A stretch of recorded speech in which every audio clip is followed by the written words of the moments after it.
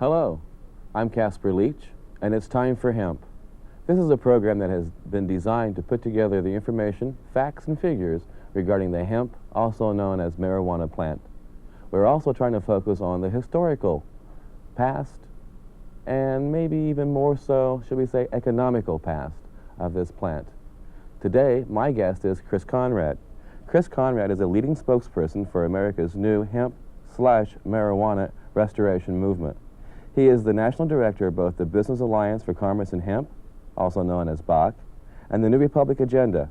He is on the executive board of America's Hemp Council, the Family Council of Drug Awareness, and Southern California's NORML, which also stands for the National Organization of the Reform of Marijuana Laws.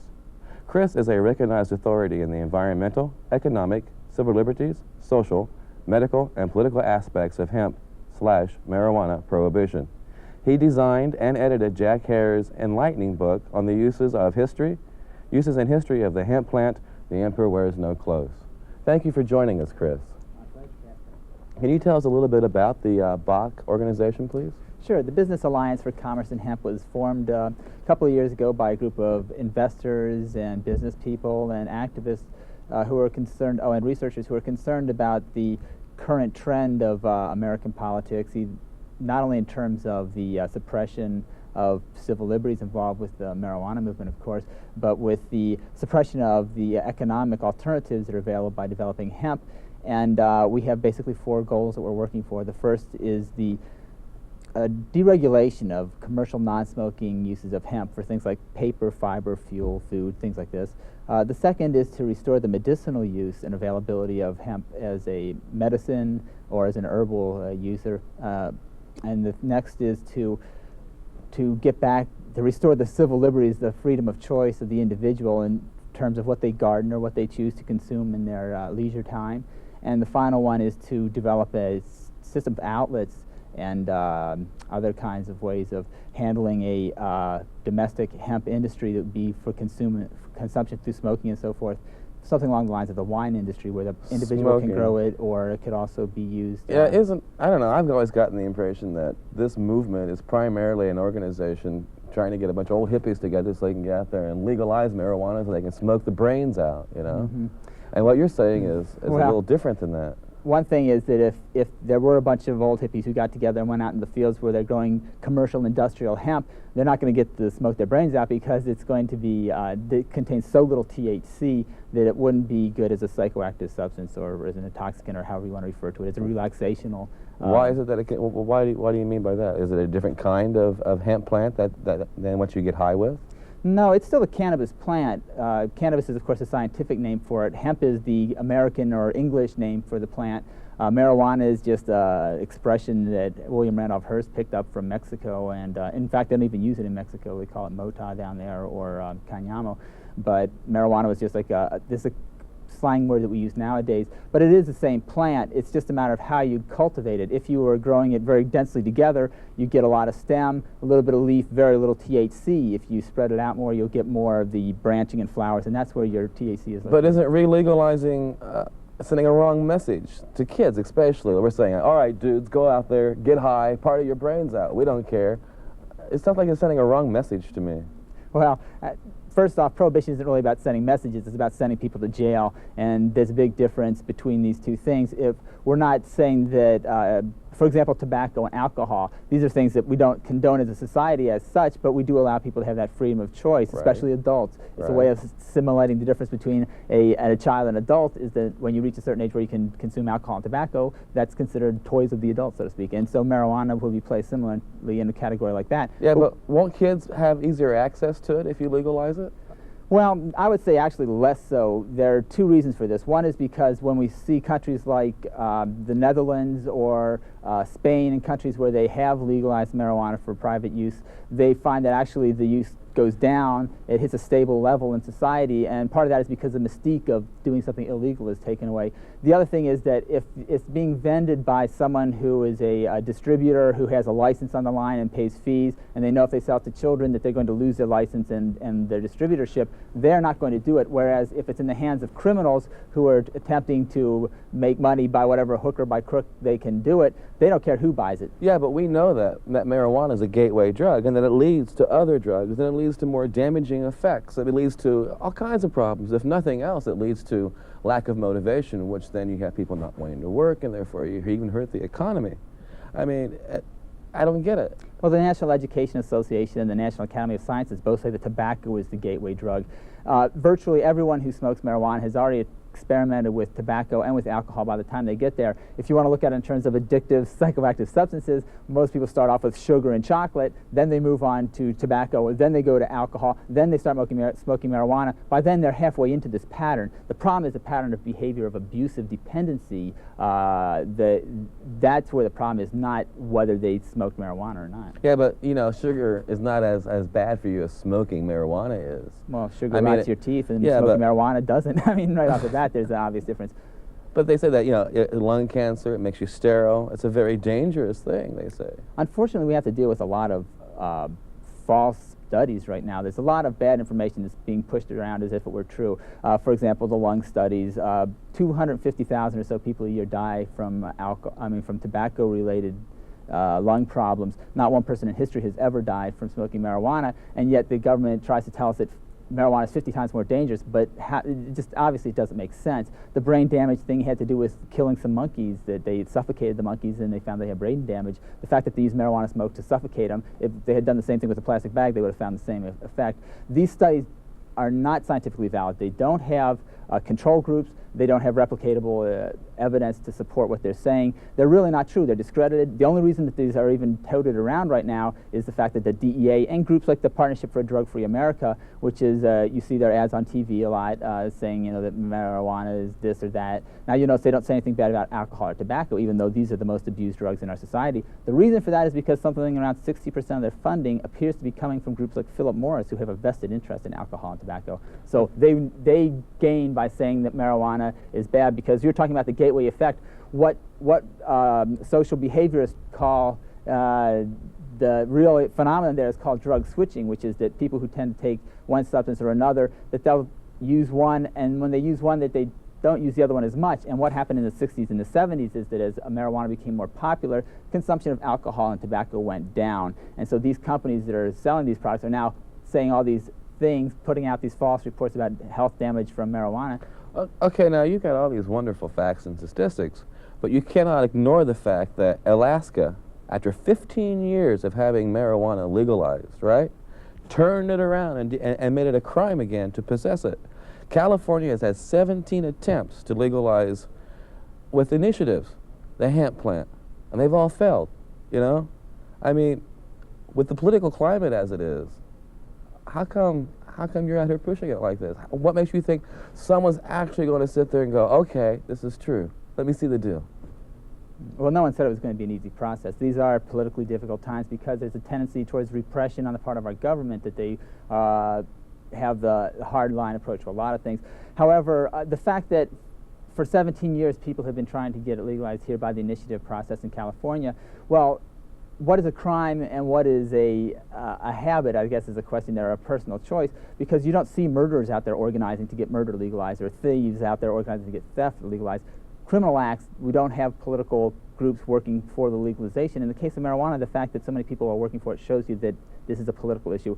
As far as the immovability of government, there are two things on that. One is that maybe we've been using the wrong approach. Maybe initiatives are not the answer. Maybe they are, but maybe they're not. What is more likely is that we should go through approaching the deregulation process, which will be a step-by-step process of, as we say, first the commercial non-smoking uses, then the medicinal uses, then the private consumption, and finally an industry of.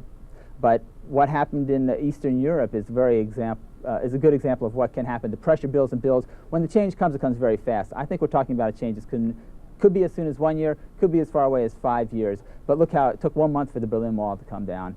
Now, that society was much more repressive than what we're going through here with prohibition. That's true. And so now we have here some items, right? That's made of hemp. correct. Is this true? Right. There's different. I'd like to get a chance to go over those in the second half of the show, if at all possible. And I'm very impressed with some of the things you've had to say. I mean, you've been very enlightening, and I'm sure that the second half will be just as informative. But what I feel now is an unusual approach to the topic is business as you've taken it. You felt that it's going to be $1 million industry. It's going to be a $1 million job maker, open all kinds of jobs for different people. Is that true? Well, yeah, it really is true. I think that something that we should consider at this point, though, is that, like, we have here an example of a hemp plant. Now, most people's awareness of it is limited to this area right here, the leaf area, which is frequently called marijuana. Now, actually, the most valuable part of the plant is not this, which of course generates $43.1 billion a year in the United States, which is that much earned by Americans cultivating it for marijuana, selling it to other Americans. Illegally? Yeah, that's correct, in the illegal state. It's selling, marijuana right now is selling for something in the neighborhood of $200 to $400 an ounce. If it was legalized, it would be talking about this probably being $100 a pound that people would be paying for the bulk areas, and then there would be your connoisseur grades and so forth, so there would be a wide variety. But it's misleading to deal strictly on the economics of this part of the plant, because the real value is going to be in this part right here, the stem, which contains a large percentage of cellulose. It includes fiber, and it can also the roots of the plant are important because they're a part of conservation programs. They can be used to, like, anchor soil. For example, in California, we used to have a program to prevent mudslides, that they would plant hemp on hillsides that were threatened during rainy seasons.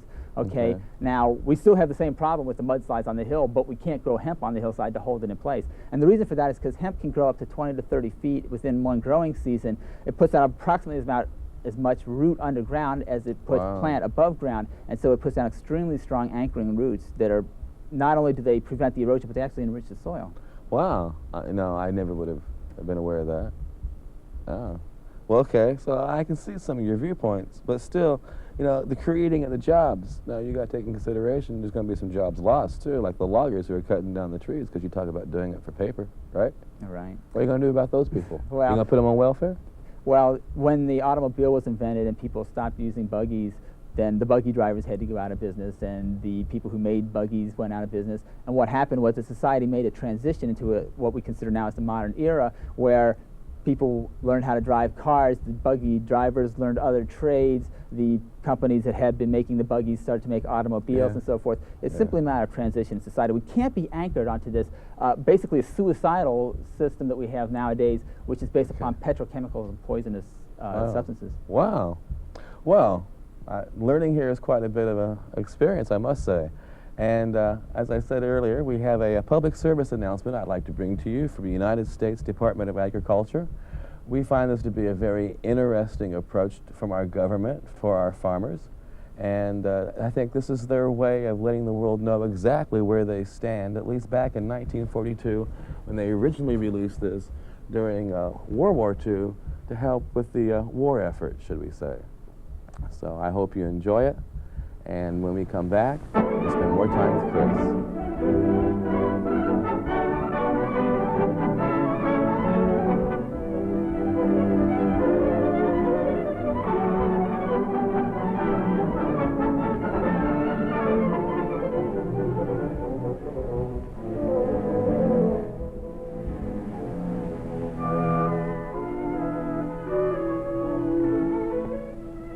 Long ago, when these ancient Grecian temples were new, hemp was already old in the service of mankind.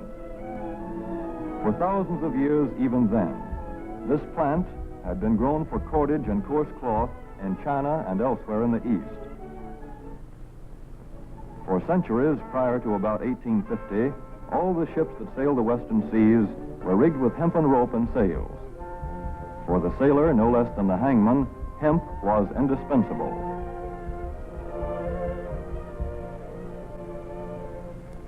A 44-gun frigate, like our cherished old Ironsides, took over 60 tons of hemp for rigging. Including an anchor cable 25 inches in circumference.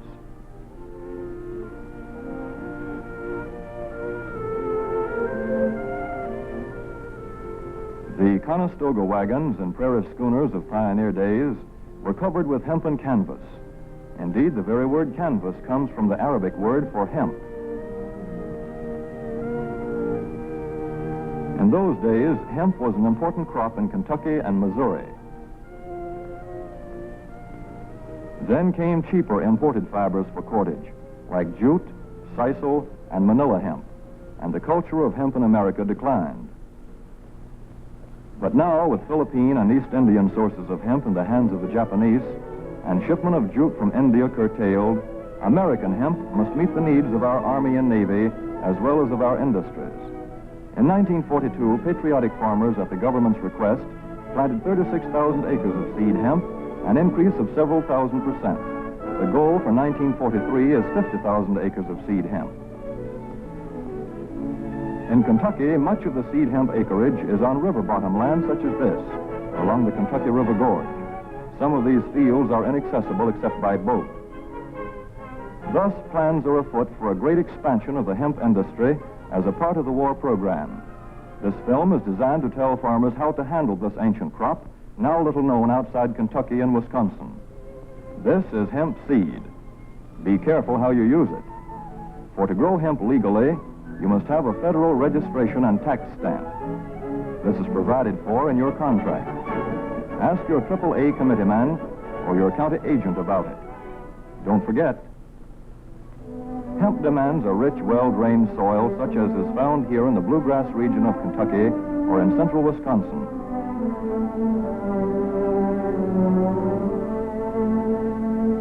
It must be loose and rich in organic matter. Poor soils won't do. Soil that will grow good corn will usually grow hemp. Hemp is not hard on the soil. In Kentucky, it has been grown for several years on the same ground, though this practice is not recommended. A dense and shady crop, hemp tends to choke out weeds. Here's a Canada thistle that couldn't stand the competition. Dead as a dodo. Thus, hemp leaves the ground in good condition for the following crop. For fiber, hemp should be sown 5 pecks to the acre. With drill, the closer the rows, the better. These rows are spaced about 4 inches. This hemp has been broadcast. Either way, it should be sown. Very interesting, I should say. I guess that's exactly where Uncle Sam stands on the topic of hemp. And my guest, Chris Conrad, seems to stand very firmly on it being a very interesting and lucrative way of generating prosperous economy in the United States. Actually, that's not the way the government stands on hemp. This is a realistic answer to where the government should be on hemp. Where the government is on hemp is quite different. What they're doing is interfering with the private sector's ability to develop a very valuable natural resource that could create $1 trillion a year of income for Americans, produce tens of thousands of jobs, 50,000 new products could be brought onto the market, or products that we currently make could be made out of hemp to the equivalent of 50,000 different products. So our current policy is to repress all that. So you said, now we have some products here ready right in front of us that you say are made of hemp, right? Right, or Could mixture you, of hemp. would you be gracious enough, please, to share what you brought with us with our audience? Sure, what we've got here, the first thing I should show you is this shirt. This is made of hemp with a blend with cotton. This is a 55% hemp, 45% cotton. It's That's made of hemp, 55% hemp? Correct. It lasts longer. It's 26% more water absorbent. It's more insulative, and it's much stronger than regular cotton would be. Wow. In the foreground here, I've got 3 pieces of paper. One of them, this is like a parchment style paper here. This is what your Declaration of Independence and Constitution were originally written on, a paper similar to quality as this. This is a filtration paper here, tea bags, things that you need to have stay strong when it's wet, because hemp fiber is strong. It doesn't lose that when it's in water. This in the middle is a, looks like a newsprint type of a paper. It's a pulp type of a paper. And it's made of hemp, huh? Correct. Did they use this back in the early days? You know, like around Constitution time or something? Yeah, well, they didn't use this. This is a pulp paper. They use more like this, the fiber paper that's... And they wrote on it? Manuscript paper. Daily? Correct. Right. Now, over here we have some seed. This is used as bird seed right now. Yeah, get the birds high, right? Yeah, it's called Happy Bird. Actually, birds sing better because when they use it, we don't know if it's, there's very little THC in there. It seems to be because it moistens their throat, because it has a lot of oil. In fact, it's 30% oil. And right next to it here, we have some hair gel. This is made from hemp oil, and it's also got some herbs in it, some of the herbal hemp in it. Now, moving forward a little further, we see some other products that are made from the seed. When the seed is crushed, it produces oils and a high protein powder here, which is called seed cake.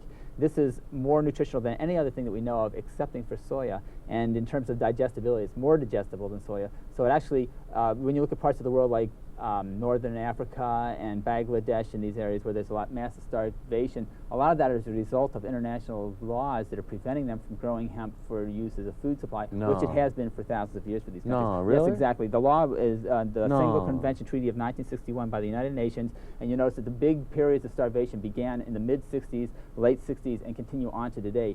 Within 10 years of banning hemp, starvation became part of the norm for these parts of the world. Wow. Now, these two pieces of oil, samples of oil, this is a raw oil. You see it's got a little brownish color similar to the seed itself.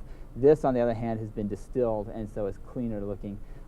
You can make anything from machine oil to cooking oil out of these. Wow. These are all fibers from the plant. This is a rather raw fiber. This is called a tow line.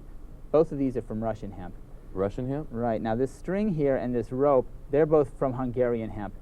This has been made into a bag here through a macrame process. They've wrapped it up. Here's a pot holder made out of it, your balls of twine, this tea bag back in here, and it swings us right back down to the plant from which all these products can be made. Wow.